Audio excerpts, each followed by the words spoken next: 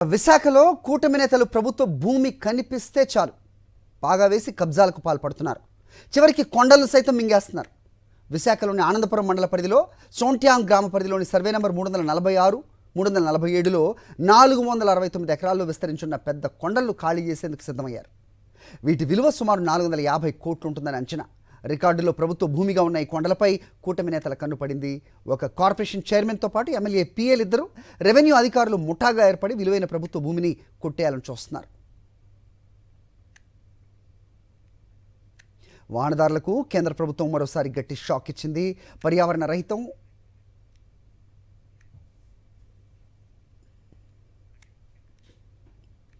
ఒకసారి ఈ భూ కబ్జాల అంశంపై మరిన్ని అప్డేట్స్ మా కరెస్పాండెంట్ అనిల్ని అడిగి మరిన్ని వివరాలు తెలుసుకునే ప్రయత్నం చేద్దాం. అనిల్,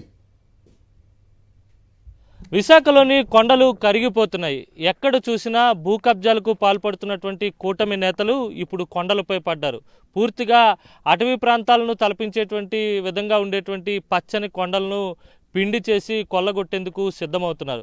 నిన్న మొన్నటి వరకు డేటా సెంటర్ పేరుతో జరిగినటువంటి ప్రకృతి విధ్వంసం ఒక ఎత్తు అయితే, ఇప్పుడు కనిపిస్తున్నటువంటి ఈ పెద్ద కొండను కబ్జా చేయాలనే ఉద్దేశంతో దాదాపు 150 ఎకరాలకు పట్టాలు సృష్టించి పూర్తిగా ఈ భూమిని కబ్జా చేసి కూటమి నేతల కబంధ హస్తాల్లోకి తెచ్చుకునేందుకు పన్నాగానికి శ్రీకారం చుట్టారు. ఇందులో రెవెన్యూ అధికారులతో పాటు ఓ కార్పొరేషన్కి చెందినటువంటి చైర్మన్ కూడా ఉన్నట్టుగా వార్తలు వస్తున్నాయి. అలాగే ఎమ్మెల్యేల దగ్గర ఉండేటువంటి ముఖ్యమైనటువంటి అనుచరులు కూడా ఈ కబ్జాలో భాగస్వామ్యం అయినట్టుగా తెలుస్తుంది. ఎవరైతే స్థానికంగా ఉండేటువంటి రైతులు ఉంటారో వారి పేర్లు రికార్డుల్లో నమోదు చేసి వారి ద్వారానే పట్టాలు పొందినటువంటి వీరు ఈ ల్యాండ్ని పూర్తిగా కబ్జా చేయాలని చూస్తున్నారు. సర్వే నెంబర్ 346, 47 ఆనందపురం మండలంలో ఉన్నటువంటి సొంట్యాంగ్ గ్రామ పరిధిలో ఉన్నటువంటి ఈ సర్వే నెంబర్లో దాదాపు 469 ఎకరాల ప్రభుత్వ భూమి ఉంది. 150 ఎకరాల భూమిని ఇప్పటికే విఎంఆర్డీఏ తీసుకుని దాన్ని అభివృద్ధి చేసి ఫ్లాట్లు వేసి అమ్మేందుకు సిద్ధమైంది. అయితే మరో 150 ఎకరాలు ల్యాండ్ పూలింగ్ చేయాలి.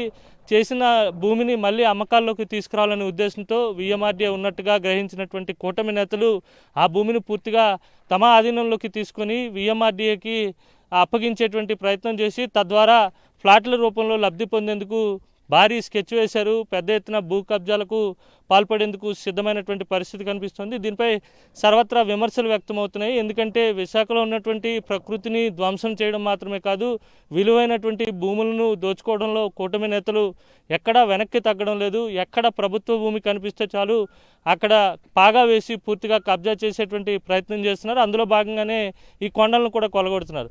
చిన్నపాటి అడవులను తలపించేటువంటి ఈ తూర్పు కనుమలను ధ్వంసం చేస్తే ప్రకృతి వైపరీత్యాలకు కూడా దారితీసేటువంటి అవకాశం కనిపిస్తుంది. ఎందుకంటే జీవ వైవిధ్యాన్ని పెంపొందించడంలో అటవీ జీవుల మనుగడకు సహకరించేటువంటి ఈ కొండలను కొల్లగొడితే పూర్తి స్థాయిలో విఘాతం వాటిల్లేటువంటి అవకాశం కనిపిస్తుంది.